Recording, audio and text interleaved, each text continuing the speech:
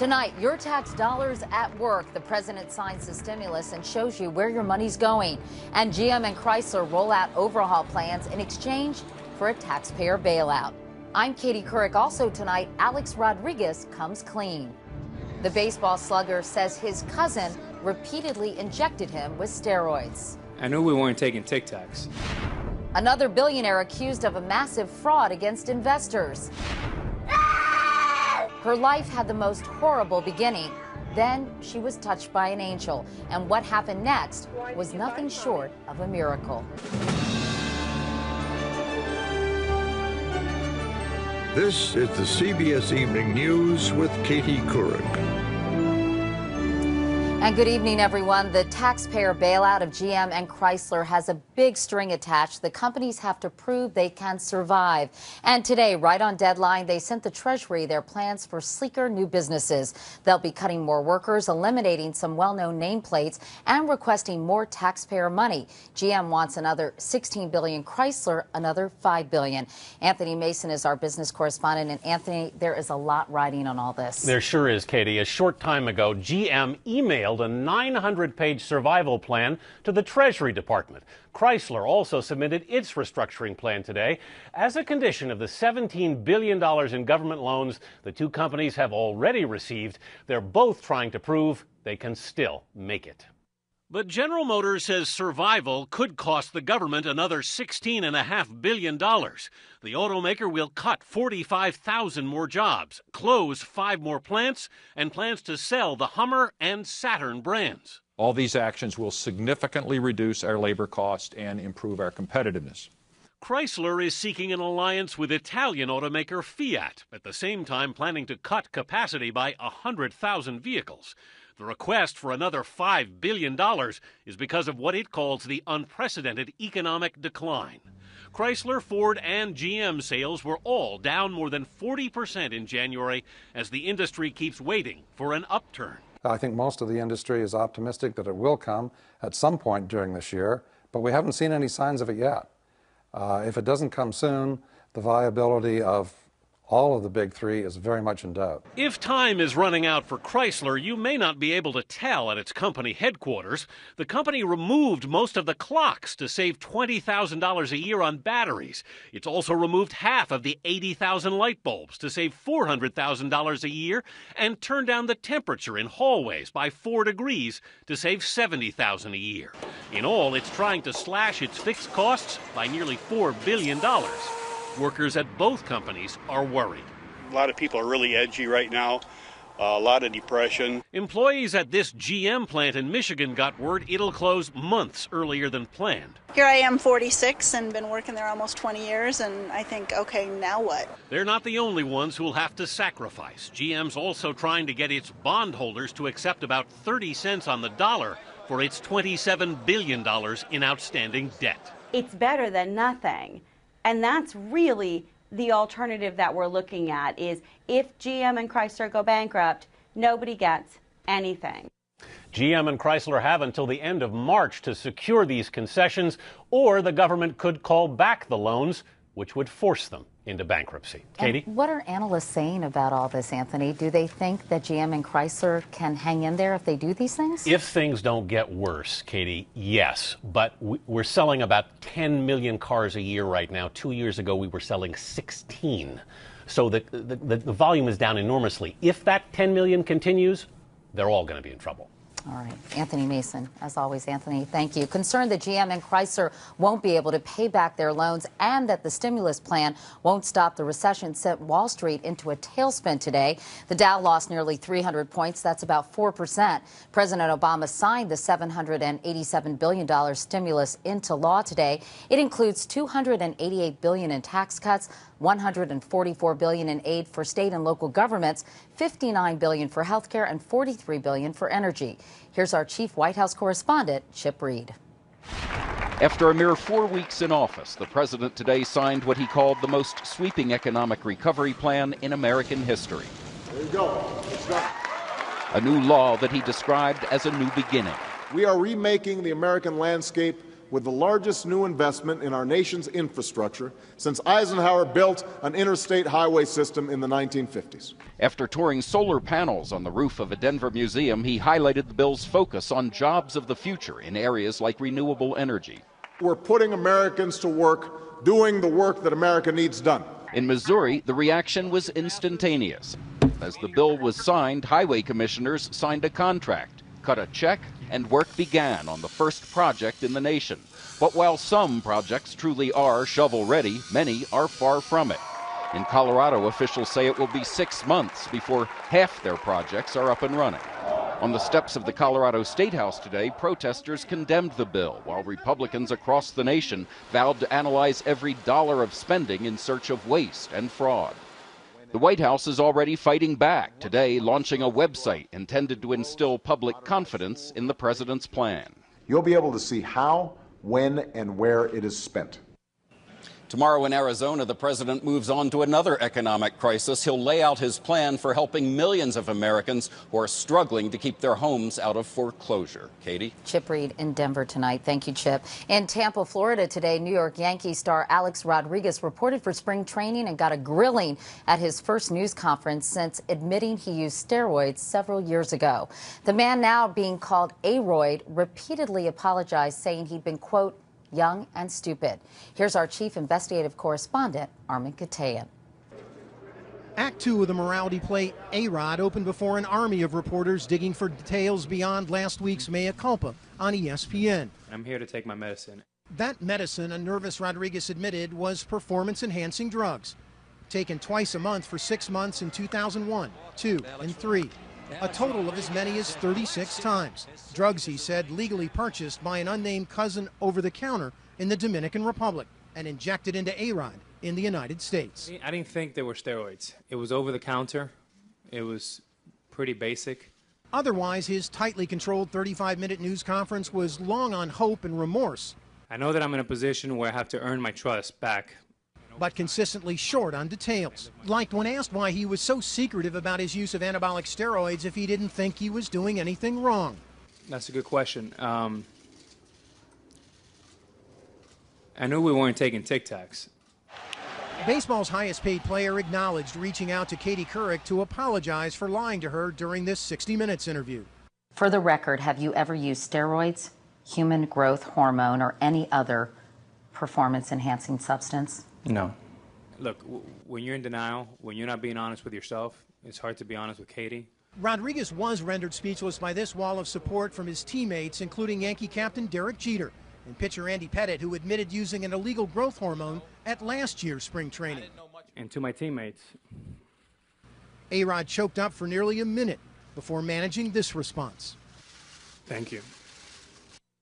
In a new best-selling book, former Yankees manager Joe Torre depicts Rodriguez as a self-obsessed superstar whose fragile psyche demanded an exhaustive amount of care and attention. Today is the center of so much unwanted attention. I miss playing baseball, and I miss simply being a baseball player. But a simple ending to this ongoing saga is unlikely to happen anytime soon. Armin Katayan, CBS News, Tampa. Meanwhile, troubles keep mounting for Illinois Senator Roland Burris. He now says he tried to set up a fundraiser for the governor who appointed him to the Senate, but that's not what he said under oath in January. In this continuing saga, Nancy Cordes reports Burris faces a potential perjury investigation and calls for his resignation. With every press conference he holds, Illinois Senator Roland Burris seems to be digging himself in deeper. I said, well, we know what type of money are we looking for? After denying it in sworn testimony, Burris let it slip last night that he did, in fact, offer to help raise money for now impeached Governor Rod Blagojevich, even as he lobbied him for President Obama's Senate seat. I said, maybe my partner and I, you can talk this over and see can we go to some other people that we might be able to talk to that would help us out if we probably have $1,000 for you. Only 2 days ago, the new senator was adamantly arguing just the opposite. And I did not donate one single dollar, nor did I raise any money or promise any favors of any kind for the governor. His rapidly shifting story has led state legislators to turn his impeachment hearing testimony over to prosecutors. I welcome the opportunity to go before any and all investigative bodies. And Senator Burris may need to answer to his colleagues here on Capitol Hill as well, now that the Senate Ethics Committee is opening an investigation. Katie? Nancy Cordes. Thank you, Nancy. Now to the war in Afghanistan. President Obama today approved a Pentagon request to deploy 17,000 more U.S. Marines and Army soldiers to battle insurgents there. 12,000 troops will head out immediately. There are currently 38,000 U.S. servicemen and women serving in Afghanistan. Still ahead on tonight's CBS Evening News, a girl named Mia subjected to unspeakable abuse undergoes an incredible transformation, a story you'll never forget. But up next, the government says a Texas billionaire offered investors returns that were too good to be true. And guess what?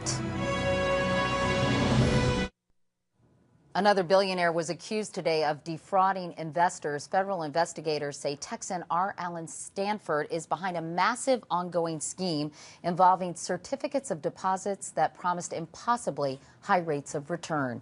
Here's Bob Orr.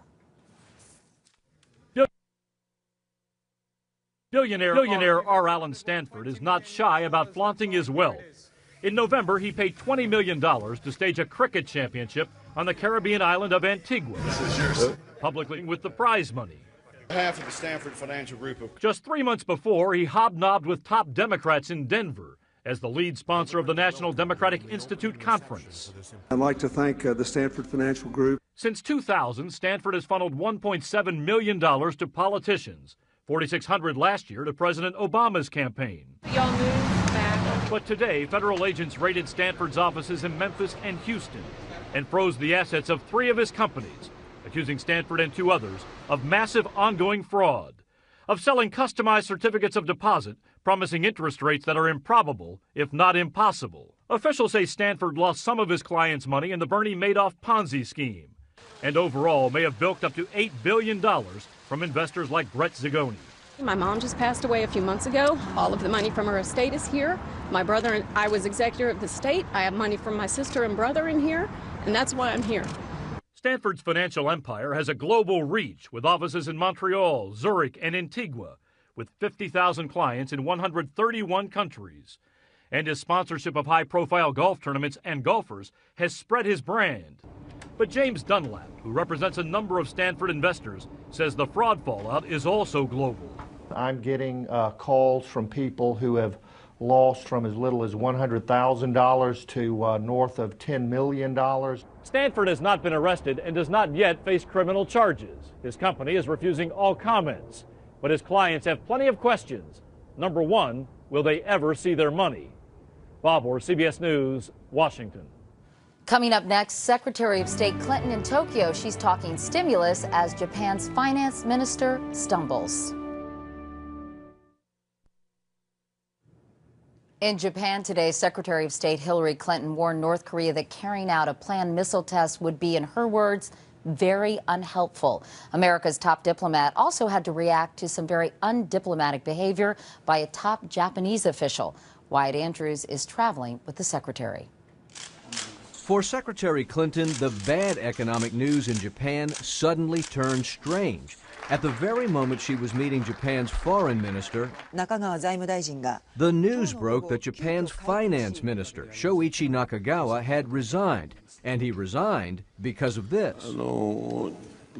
Video of a press conference in which Nakagawa appeared to be so drunk he could barely speak. It didn't help that he was in Rome trying to explain the Japanese recovery plan to the media. Nakagawa's free fall is no small story here. He was the salesman for the government's huge new stimulus proposal, $817 billion. It's a package that exceeds America's stimulus spending in a country with less than half of America's population. Secretary Clinton, meanwhile, is asking Japan to spend even more. We've got to stimulate demand in our respective economies. But in an interview with CBS News, she shrugged off the embarrassing loss of the finance minister. Does this complicate your efforts to coordinate things with the Japanese? I don't think so. I think that the Japanese government understands what it's up against. Secretary Clinton is confident Japan is committed to big new stimulus spending, but legislative approval of that is not automatic, and it doesn't help that the government, which is already unpopular, just lost its fiscal point man in such a humiliating way. Wyatt Andrews, CBS News, Tokyo. And coming up next, she was called a throwaway child, so abused no one could help her. But her story takes a turn you have to see to believe. We end tonight with one of the most extraordinary people you'll ever meet. Parts of her story are difficult to watch, but we think you'll be glad you spent the next 5 minutes listening to John Blackstone as he tells Mia's story. She bit, she scratched, she almost killed our dog. Sharon Behrens had cared for many foster children, but the little girl named Mia, who'd been brutally abused by her parents, was unlike any other.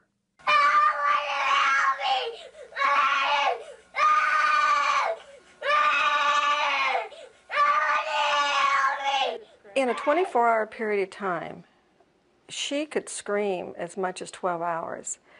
When she wasn't screaming, she growled, and it was like an animal. Mia would scratch and cut herself.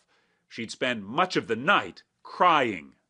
The level of terror when the pediatrician saw her, the neurologist saw her, everyone said, what in the world happened to this child? The abuse was ritualistic, satanic in some way. Tom Snyder is the deputy DA in Kings County, California, and knows well what happened to Mia when she was less than a year old. She was an infant, but she was grievously sexually abused in ways that I think for the average individual would be incomprehensible.